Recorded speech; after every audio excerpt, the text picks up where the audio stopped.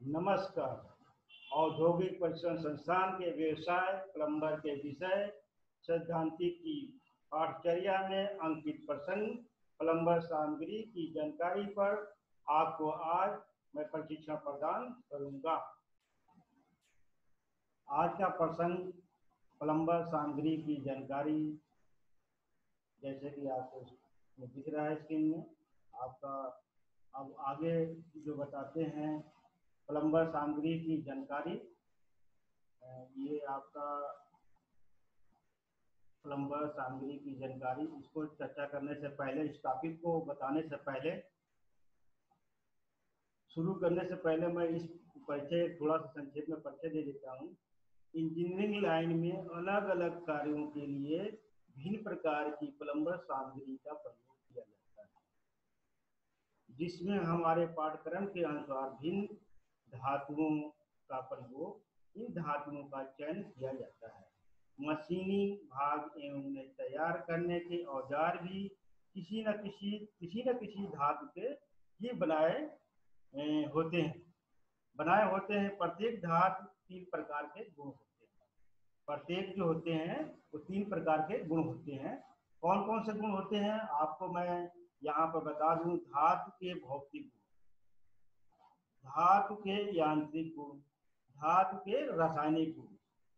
तो इस प्रकार के इनके धातुओं के गुण होते हैं। अब इसमें भौतिक गुण जो होता है उसमें क्या होता है, इसमें रंग, भार, चुंबकीय प्रभाव, इनसे जो है हम भौतिक गुण से पहचान करते हैं। दूसरा क्या है, यांत्रिक गुण। इसमें क्या होता है, लचीलापन होता है, चिमड़ापन होता है, कठोरता होता है, भंगुरता होता है।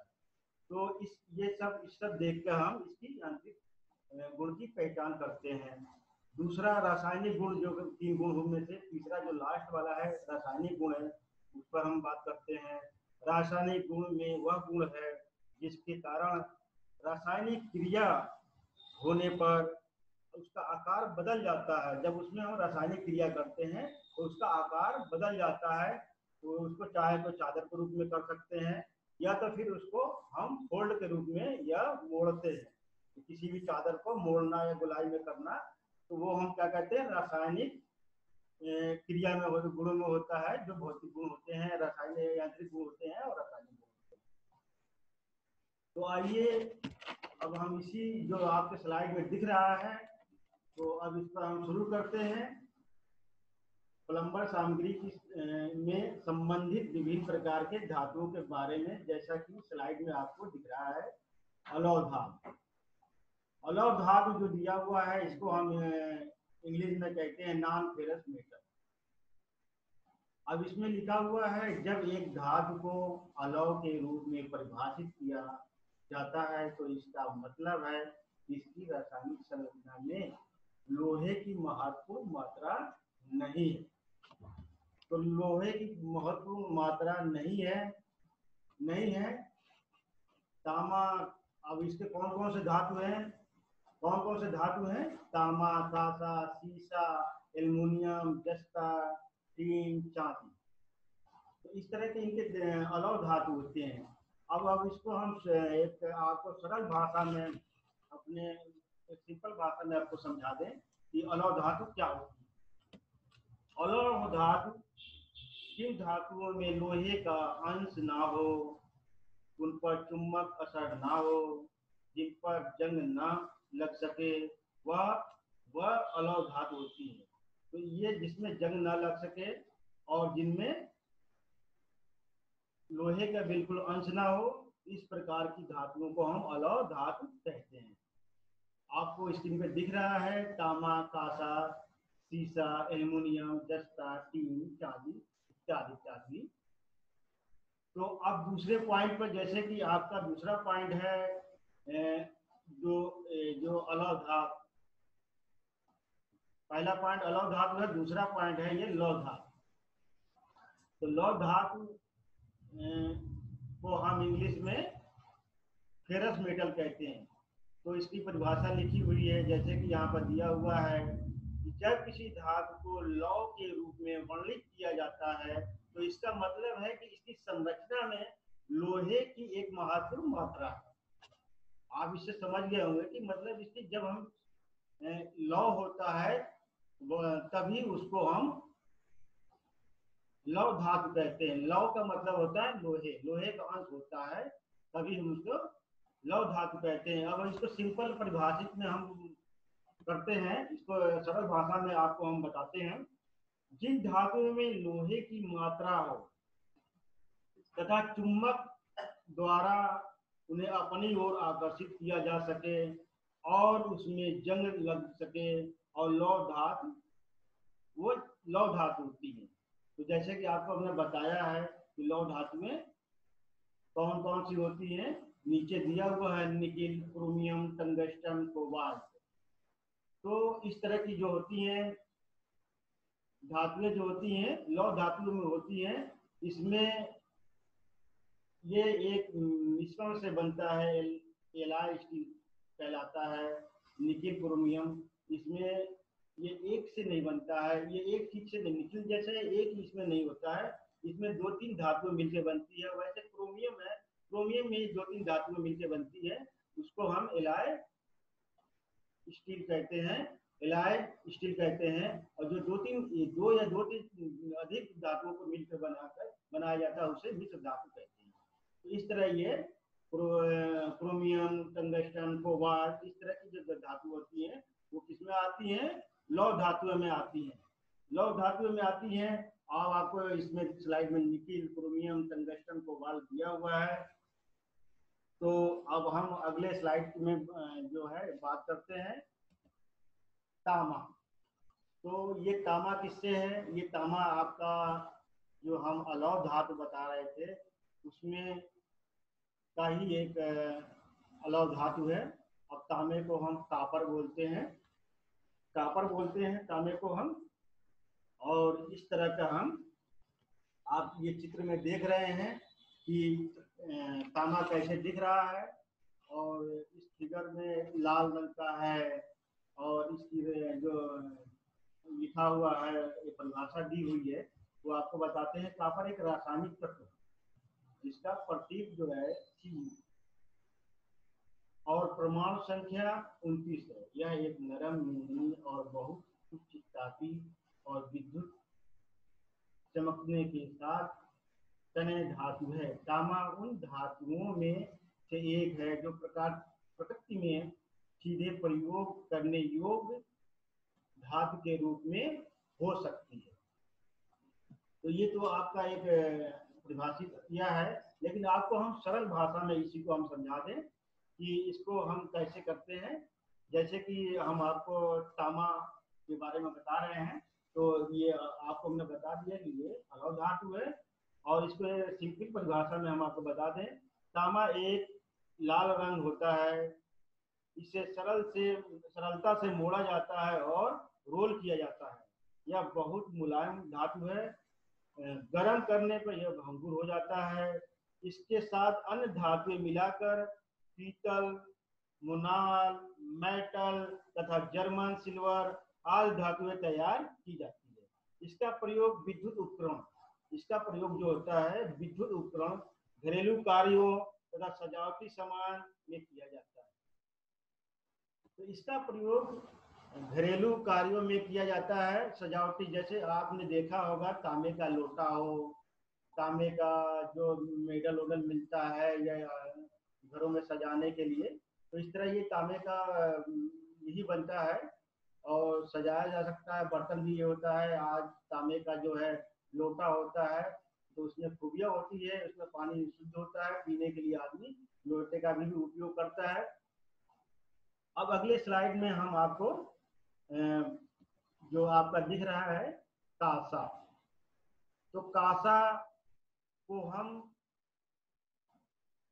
पीतल भी कहते हैं। कांसा को हम बोलचाल की भाषा में पीतल भी कहते हैं। और इसमें जैसे कि आपका चित्र में दिख रहा है कि ये किस रंग का है, राड है तांबे की जो है, पीतल कांसा जो है जो पीतल कहते हैं, तो इसकी ये राडे चित्र में आपको दिख रहा है। आगे जो ये परिभाषा लिखी है इस पर हम आपको बताते हैं कांसा एक मिश्र धातु है जिसमें मुख्य रूप से तांबा होता है। आमतौर पर 12 से 12.5% टीन के साथ और अन्य धातु जैसे एल्युमिनियम, मैग्नीज, निकेल या जस्ता और कभी कभी गैर धातु जैसे कि आर्सेनिक, फास्फोरस या सिलिकॉन के साथ। तो इस तरह कांसा की ये परिभाषा दी हुई है, लेकिन आपको हम एक अपने सरल भाषा में या बिल्कुल सिंपल भाषा में आपको हम बता रहे हैं कि इसकी क्या परिभाषा है। यह आप इसको कह सकते हो कि पीतल यह एक पीले रंग के धातु है। इसमें मुख्य रूप से तांबा जस्ता का मिश्रण होता है। इसमें तांबा जस्ता का मिश्रण होता है, मिला होता है। इसमें अन्य धातु का भी इसमें मिश्रण किया जाता है, और भी धातु इसके अलावा भी और धातुओं का मिश्रण किया जाता है, जैसे पीला पीतल, लाल पीतल और नेवल पीतल, सिलिकॉन पीतल, एल्युमिनियम पीतल, क्लॉक पीतल। तो और भी अन्य धातु होती है जो इसको मिश्रित करके बनाया जाता है। तो पीतल का आप जो है उपयोग आपने देखा होगा कि पीतल का उपयोग हम बर्तन में भी करते हैं। पहले के समय में पीतल का ही बर्तन, जैसे खाना में जो बनते थे जैसे, तो पीतल का ही बर्तन यूज होते थे और शादियों में भी दिए जाते थे। तो और भी काम भी होता है पीतल का। तो आगे की स्लाइड में हम आपको बता रहे हैं, जो कि आपको स्लाइड पर दिख रहा है, शीशा। शीशा को हम लेड कहते हैं। अब इस आपको चित्र में दिख रहा है शीशा किस रूप में कैसे दिख रहा है, और इसमें चमकीला, बिल्कुल चमकीला दिख रहा है। और शीशा का आपको भली भांति से आप परिचित हैं। आपके घरों में, खिड़कियों में और दरवाजे में आजकल शीशे का उपयोग होता है। तो उसी शीशे पर हम बात कर रहे हैं। इसमें परिभाषा जैसे दिया हुआ है लेड, इसका जो प्रतीक होता है यहाँ पर लिखा है टीबी। तो हर एक मेटल का, हर एक धातु का एक प्रतीक होता है, तो वो लिखा होता है। और इसका लेड का जो प्रतीक होता है टीबी है। एक नरम चांदी की सफेद या भूरी धातु। लेड बहुत निंदनीय नरमी और सघन है। यह बिजली का खराब का वाहक है। लेड के लिए प्रतीक टीबी लेड प्लम के लिए लैटिन शब्द संक्षिप्त नाम है। तो ये तो इसकी परिभाषा रही। अब आपको एक सिंपल परिभाषा में, एक सरल परिभाषा में आपको हम समझा दें कि शीशा किसे कहते हैं। इसका रंग सफेदी लिए होता है। इसमें रोलिंग तथा ड्राइंग करने की शीट तथा छड़ों के रूप में बनाया जाता है। जो शीशा जो होता है, इसका जो रंग होता है सफेद भी लिए होता है, और इसमें रोलिंग तथा ड्राइंग करने की शीट तथा छड़ों के रूप में बनाया जाता है। इस पर जंग नहीं लगता है। शीशा है तो उस पर जंग क्या लगेगा, क्योंकि इसमें कोई लोहे की मात्रा तो है नहीं। जिसमें लोहे की मात्रा होती है उसी पर जंग लगता है। और यह इसका जो गलनांक है वो उसके बारे में बात कर रहे हैं। यह 110 से 150 सेंटीग्रेड तक ताप में मुलायम होता है। यानी इसमें कुछ परिवर्तन, आप रासायनिक परिवर्तन कर सकते हैं एक टेम्परेचर में कि 150 सेंटीग्रेड ताप पर ये मुलायम होता है। इसका प्रयोग हम अन्य, आप इसमें आपने देखा होगा शीशे का जो है बड़े बड़े दरवाजे देखे होंगे, पार्टीशन देखे होंगे, घरों में खिड़कियों में आपने देखा होगा, शीशे का उपयोग देखा होगा। और शीशे के जो घरों में उपकरण बनते हैं, शीशों के आपका बैटरी में उपयोग होता है। शीशों का सजावटी सामानों में भी शीशे का उपयोग होता है। इस तरह का शीशे का उपयोग होता है। आगे अब हम अगले स्लाइड में आपसे एल्युमिनियम दिया हुआ है। जैसे कि आप एल्युमिनियम जो है चित्र में देख रहे हैं कि किस तरह चमकीला एल्युमिनियम बना हुआ है और देखने में सुंदर लग रहा है।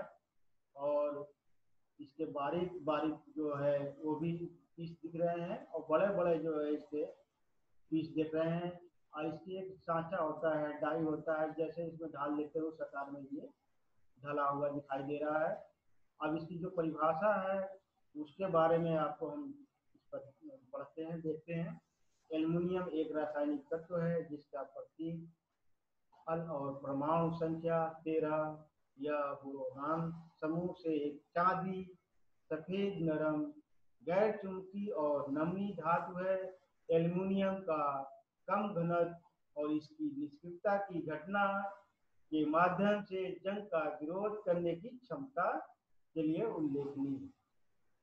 तो इसमें आपने पढ़ा कि ये अलौह धातु है, तो इसमें ये भी दिया है जंग विरोधी। तो अलौह धातु में जो है तो लोहे की मात्रा नहीं होती है, तो जंग लगने की कोई बात ही नहीं है, इसमें कोई जंग लगता ही नहीं है। तो वही पॉइंट यहाँ पर दिया है कि इसके माध्यम से जंग का विरोध करने की क्षमता के लिए उल्लेखनीय है।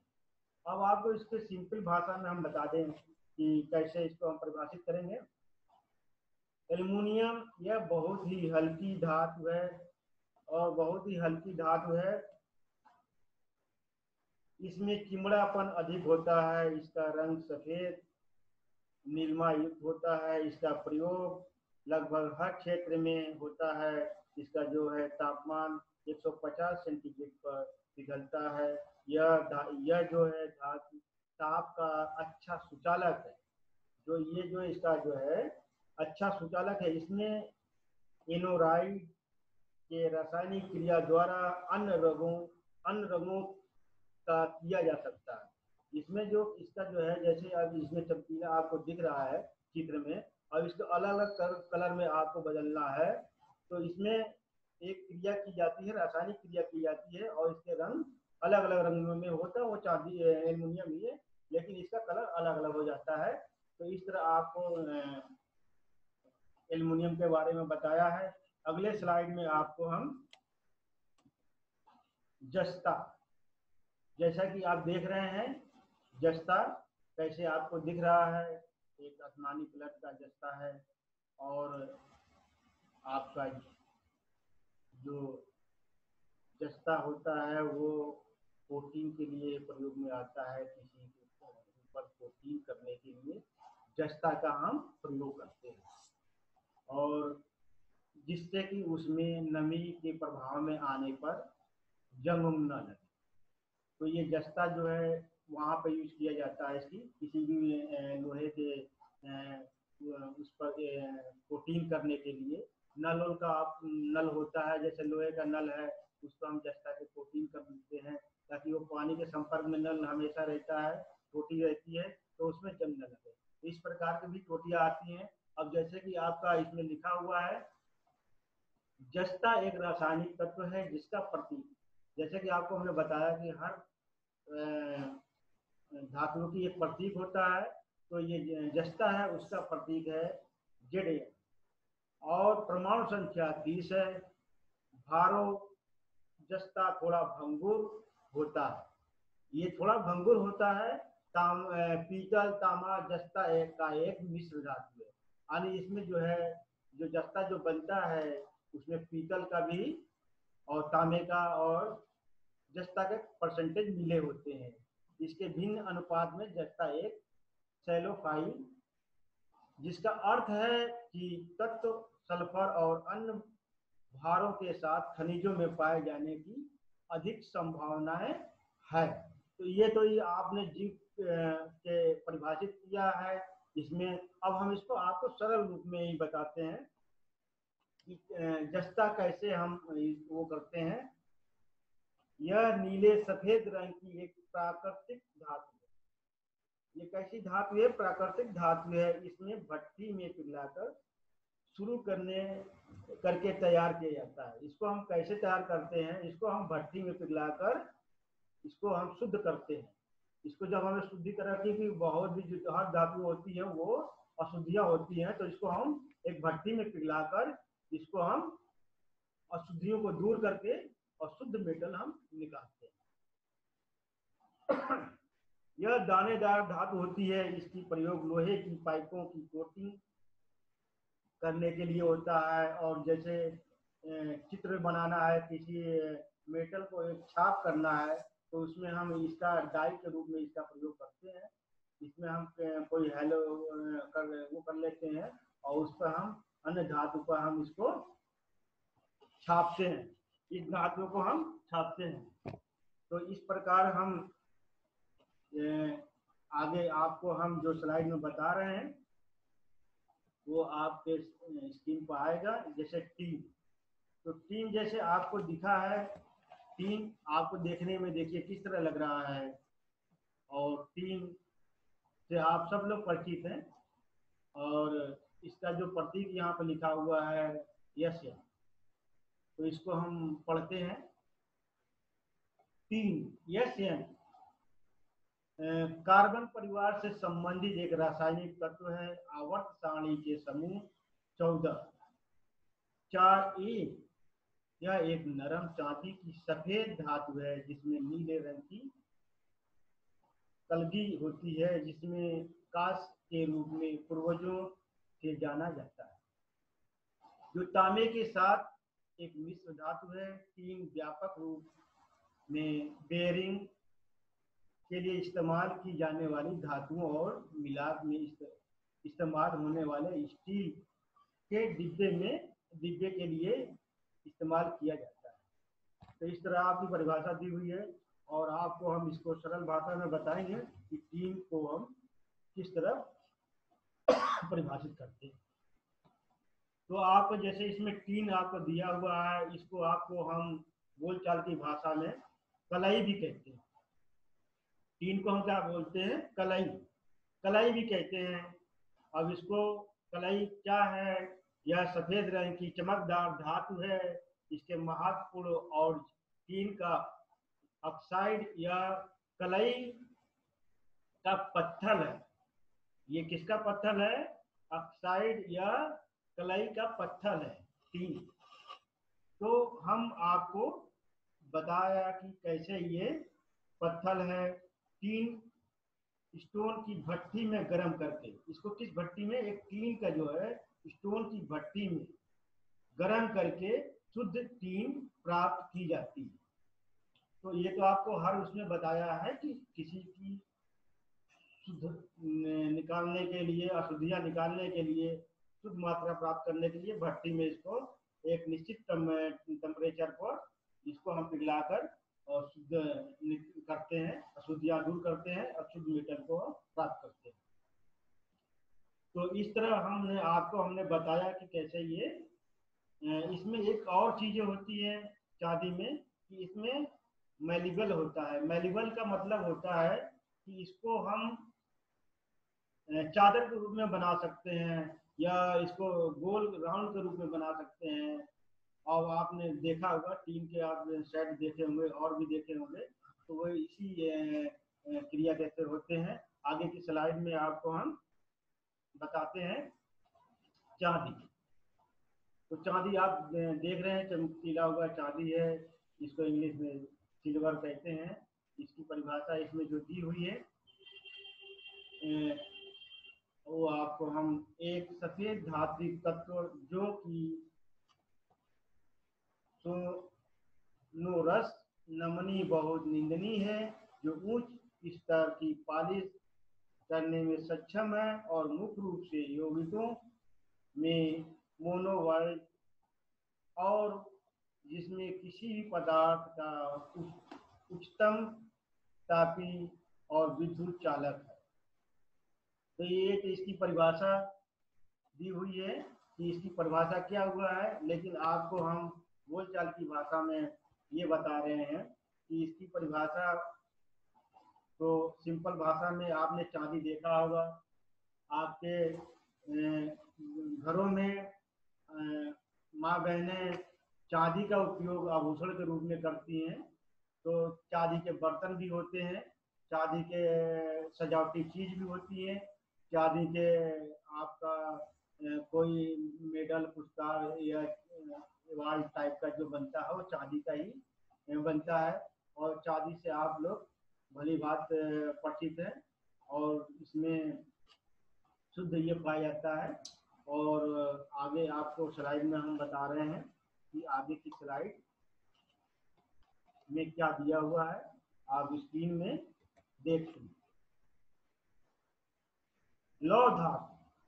अब लौह धातु इसमें किसे कहते हैं? लौह धातु इसको इंग्लिश में कहते हैं फेरस मेटल। इंग्लिश में इसको लौह धातु को क्या बोलते हैं? Ferrous metal. निकिल। अब निकिल जो दिया हुआ है, इसमें दिया हुआ देखिए, आप चित्र में देखिए, निकिल होता है और इसमें जो देखने में चमकदार है। और jump to metal value, nickel एक रासायनिक तत्व है जिसका प्रतीक नी और परमाणु संख्या 28 है। यह एक हल्की सफेद चमकदार धातु है जिसमें हल्का सुनहरा रंग होता है।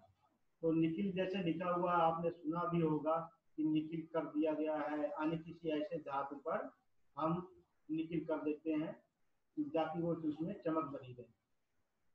तो इस प्रकार का जो होता है मेटल, वो किसमें आता है? लौह धातु में होता है। तो इसमें लोहे की मात्रा होती है। लोहे की मात्रा जब होती है तो इसमें इसका क्या होता है?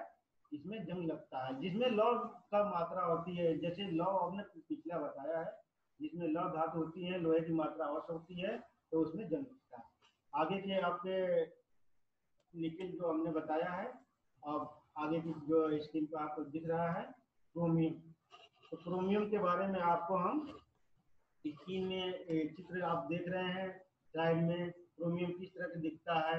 यह एक ऐसे पदार्थ है कि इसको शुद्ध करके क्रोमियम का टूल्स भी बनते हैं। आप किसी फैक्ट्री में काम करने जाएंगे तो वहाँ पर जो कटिंग करने के लिए लेथ मशीन में या मिलिंग मशीन में जो टूल्स बनते हैं तो क्रोमियम से ही बनते हैं। औजार जो बनते हैं, टूल बनते हैं, कटिंग टूल्स बनते हैं, तो क्रोमियम से ही बनते हैं। तो इसमें परिभाषा जो दी हुई है, क्रोमियम Cr परमाणु संख्या 24 के साथ एक रासायनिक तत्व है। यह एक समूह क्षय में पहला तत्व है। यह फौलादी ग्रेड चमकदार कठोर भंगुर संक्रमण धातु है। क्रोमियम धातु अपने उच्च संरक्षण प्रतिरोध और कठोरता के लिए उच्च मूल्य का है। तो आपको जैसे इसमें परिभाषित में लिया है, ऐसे ही हमने भी बताया आपको कि ये एक चमकदार कठोर भंगुर आपको दिख ही रहा है, चमकदार आपको चमकदार होता है। और इसके जो टूल बनाते हैं वो क्या होता है? कठोर होता है, ताकि हम नरम धातु को काट सकें। आगे की स्लाइड में हम आपको दिखा रहे हैं टंगस्टन। तो टंगस्टन में जो आपको ये चित्र दिखा हुआ है, तो टंगस्टन एक धूल सफेद भारी उच्च पिघलने वाला नमनीय कठोर पॉलीवेल धात्विक तत्व जो इसके कई गुण क्रोमियम मोलिब्डेनम जैसा दिखता है। इसका उपयोग विशेष रूप में बिजली के प्रयोजनों और सख्त धातु यानी स्टील के रूप में किया जाता है। तो टंगस्टन का टूल होता है, वही हमने बता रहे थे, टंगस्टन का टूल होता है। तो इसको हम किस तरह रूप में प्रयोग में करते हैं? अब टंगस्टन धातु विभिन्न एलॉय बनाता है जो कि हाई स्पीड स्टील कहलाता है। इसमें जो टंगस्टन की मात्रा होती है 18% होती है और 4% कार्बन की मात्रा होती है। और शेष जो होता है इसमें कोबाल्ट मिला होता है। इसका जो प्रयोग होता है बल्ब के तार में जो होता है, जो पहले जो बल्ब आते थे उसमें जो तार लगे होते हैं वो टंगस्टन का ही होता है, तो उसमें तार का ही उसका प्रयोग करते हैं। इसका जो गलनांक होता है सबसे ज्यादा होता है, 3380 सेंटीग्रेड होता है। इसका जो गलनांक होता है 3380 सेंटीग्रेड होता है। आगे की स्लाइड में आपको हम बताने जा रहे हैं कोबाल्ट। तो कोबाल्ट क्या है? जैसे आप देख रहे हैं कोबाल्ट के टूल बनता है, तो कोबाल्ट का आप चित्र में देख रहे हैं। कोबाल्ट की परिभाषा दी हुई है, कोबाल्ट सा और परमाणु संख्या 27 के साथ एक रासायनिक तत्व है। निकिल की तरह कोबाल्ट है। कोबाल्ट 8.9 के विशिष्ट गुरुत्वाकर्षण के साथ एक फेरोमैग्नेटिक धातु है। शब्द कोबाल्ट जर्मन कोबाल्ट से लिया गया है। तो कोबाल्ट से अर्थ है गोबल। तो कोबाल्ट से जो अर्थ है वो क्या है? ग्लोबली है। आगे की हम नेक्स्ट आपको स्लाइड में दिखा रहे हैं। स्लाइड, अगला स्लाइड में हम आपको दिखा रहे हैं प्रयुक्त संदर्भ। तो ये जो हमने लिया है वो ई book plumber NSQF published by national instructional media institute. आप वेबसाइट जो आपका इसमें दिखाया Bharat skill .gov.in royal publication से हमने इसका लेके बताया है। आपको भी इसकी जानकारी लेना है तो इससे आप ले सकते हैं, जो वेबसाइट आपको इस चित्र में दिख रहा है।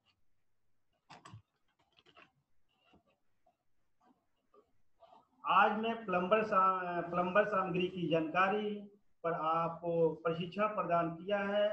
आशा है कि आपको यह प्रशिक्षण भविष्य हेतु मददगार साबित होगा। धन्यवाद।